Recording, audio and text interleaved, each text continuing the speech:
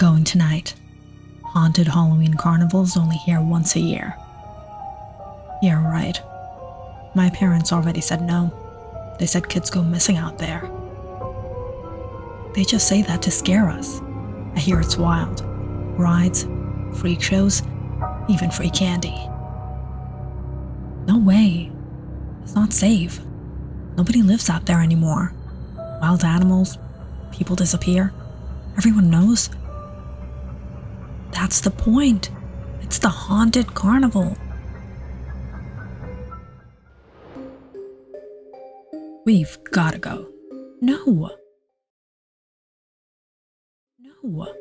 Nothing good happens out there. Exactly why we should go. Jess.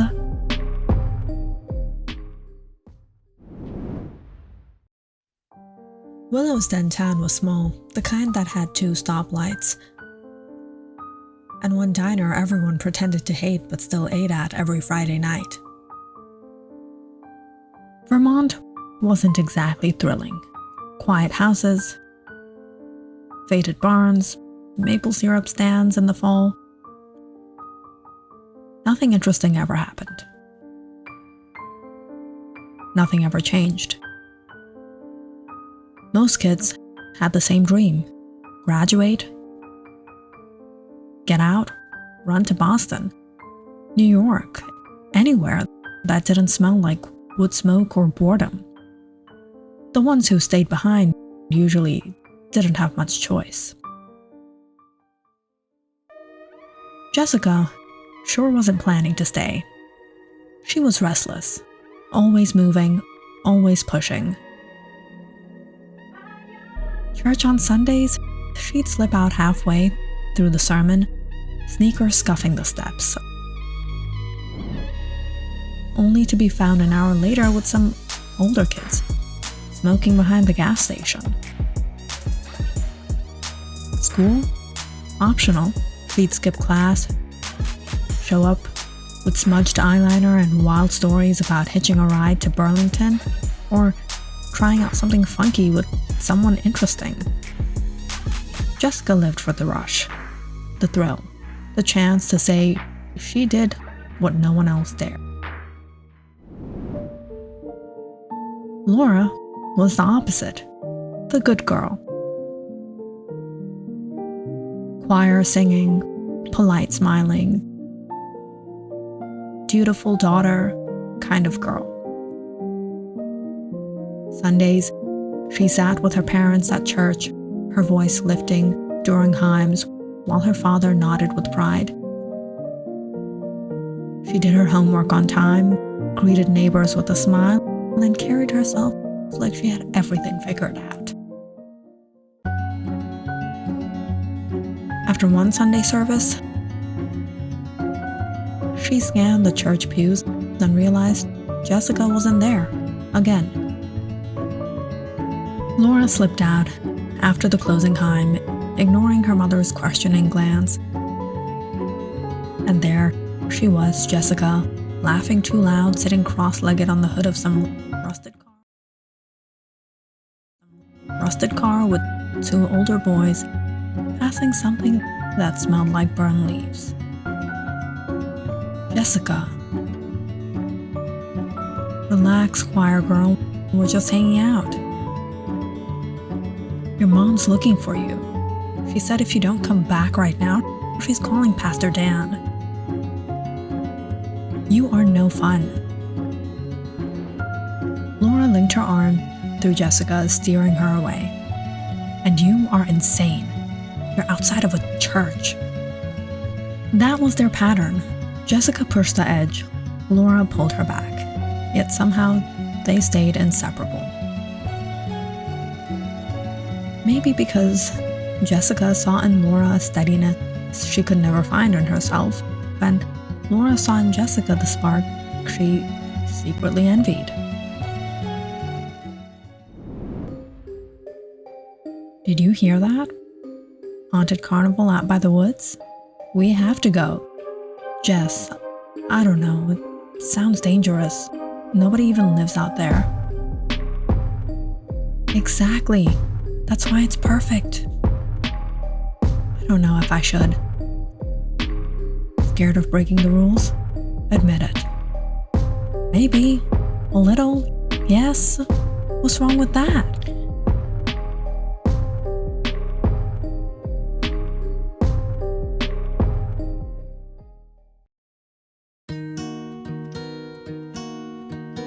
You're staying in tonight, Laura. Halloween isn't about ghosts. It's about people doing stupid things. Your father's right. Kids drinking, accidents, worse. Nothing godly happens after dark on October 31st. I know. Don't worry. I'll just read. Maybe go to bed early. Good. A wise daughter makes her parents glad. You'll thank us one day. Maybe even tonight. No arguments from me. Laura slipped under her covers, the house quiet, and the empty street beyond her window still. She tried to will herself to sleep. But a sharp tap at the glass made her heart jump. Another tap followed, deliberate and insistent. Hesitantly, she pulled back the curtain and froze. Jessica's grinning face was pressed against the window, eyes sparkling with mischief. Are you insane? You scared me half to death.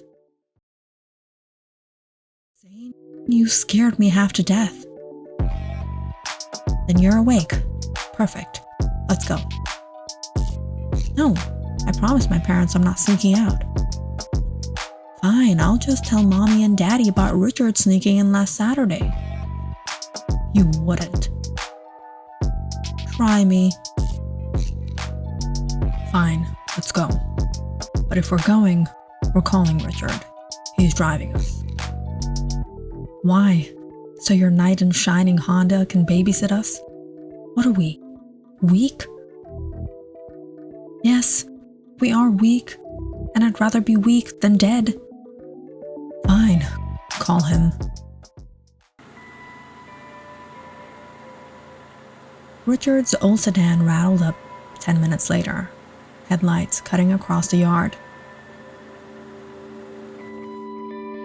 He leaned out the window, brow furrowed. You dragged me out of bed for exactly what? Field trip. Don't look so grumpy. We're going to the carnival. Just drive us, please. Richard shook his head, but unlocked the door. He was used to Laura's tug-of-war with Jessica, and though he didn't approve, he wasn't about to let them wander into trouble alone. The three piled in, the night pressing heavier as they drove past darkened houses and into the stretches of cornfields. Stalks whispered against the wind, gold and rose, bending like shadows closing in. Jessica leaned out the window, letting her hair whip around. Laura clutched the silver locket around her neck, lips moving in a hushed prayer. Jessica noticed and smirked. What are you, 5? Saying bedtime prayers? Just covering all bases. Let her be. We could all use a little extra luck out here.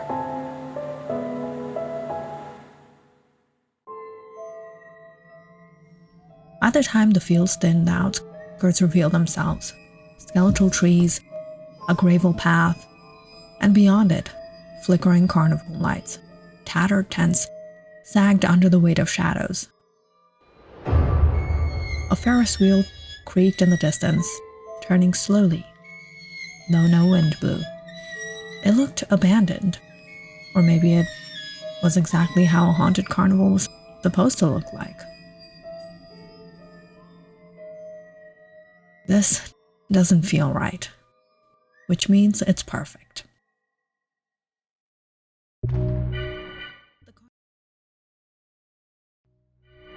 The carnival stretched across the lot like a half-forgotten dream. Lanterns flickered along the path, casting uneven light over the game stalls and food carts. The air smelled of burnt sugar and something faintly metallic, and every laugh seemed delayed, echoing too long before fading. The first doll had a lone barker in faded clown makeup. Rings spun faintly on the wooden counter. Laura stepped up. How much for a game? Doesn't work on her. What? Stall's closed. What do you mean? I said what I said. Move on now. Okay, that's creepy. Fine, let's try another one. The next doll glowed under a single lantern, apples coated in a dark red glaze reflected the dim light like tiny perfect hearts.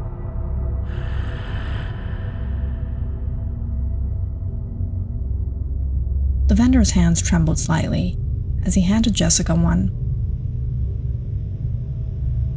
But when Laura reached forward, he jerked the tray back, eyes darting nervously toward her. It's fine. I don't need one. Maybe the apples just don't like you.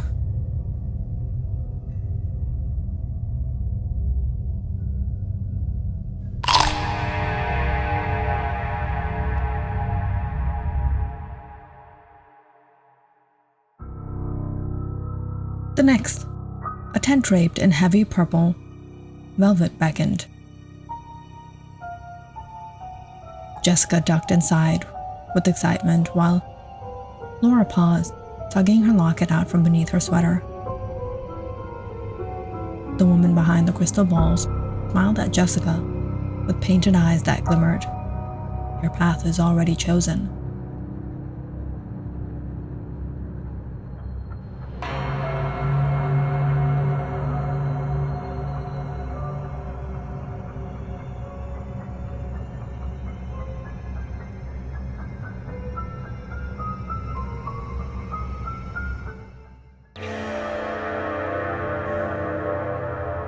From between the tents, a tall host in a shimmering black suit appeared, watching them with a faint smile.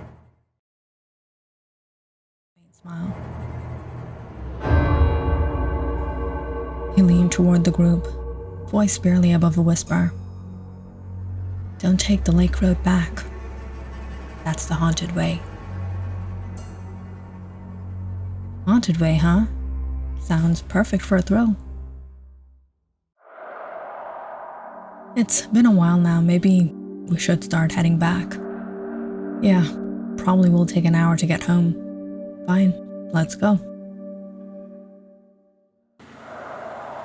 The car rattled over gravel as Richard turned onto the narrow road, cutting through the cornfields. Jessica leaned forward, eyes alight with mischief.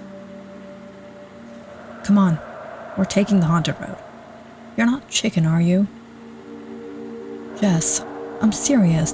Don't do this. I don't like it, but fine. You two are relentless. The cornstalks leaned in like dark sentinels, the headlights cutting a narrow tunnel ahead. Silence filled the car, except for the engine humming and Jessica's soft, nervous laughter. Minutes passed uneventfully, but then red and blue lights flickered behind them. Oh no, police? We're screwed. Relax, maybe they're just driving by. But the light stayed, closing steadily. Panic replaced excitement. The cop car pulled behind them.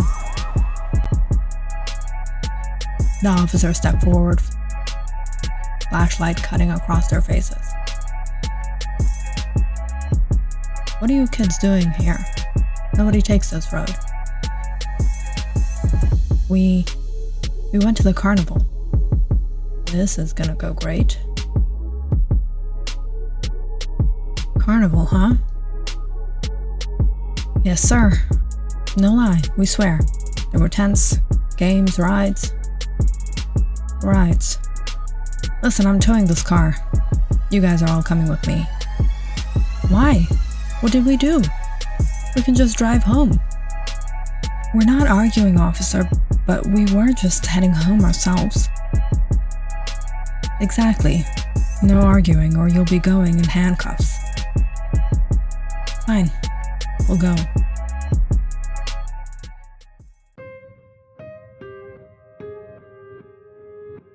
The precinct smell of coffee and bleach.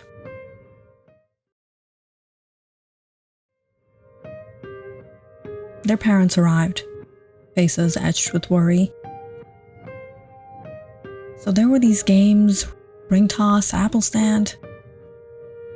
The fortune teller said my path was chosen, and we heard this a warning about the haunted road. I don't understand. That place has been abandoned for decades. Every Halloween, police patrol the area, trying to prevent more disappearances. Kids went missing, year after year, claiming they'd seen a carnival in the woods.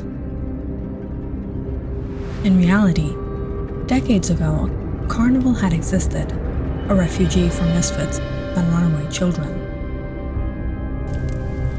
One night in the 1930s, a sudden fire consumed the night, the tents and rides, killing nearly everyone inside.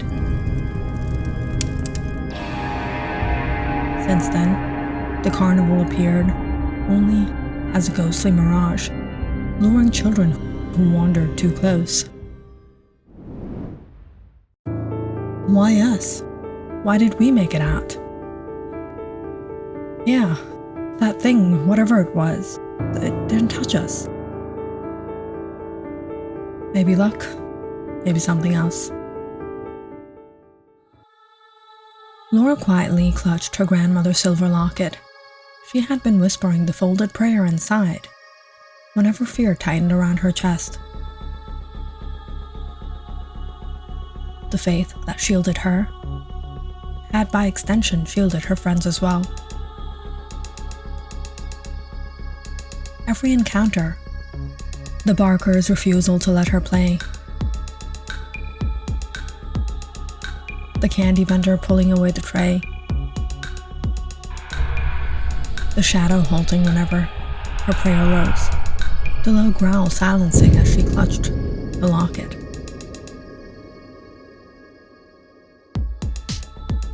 The invisible guardians acknowledged her, letting her friends pass unharmed.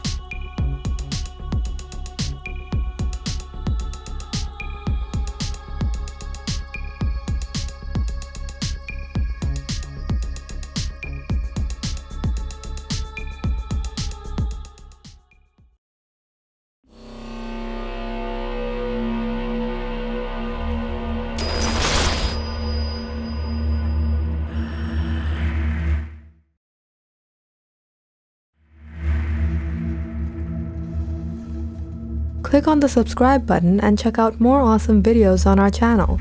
And don't forget to press the bell icon because you know it's interesting.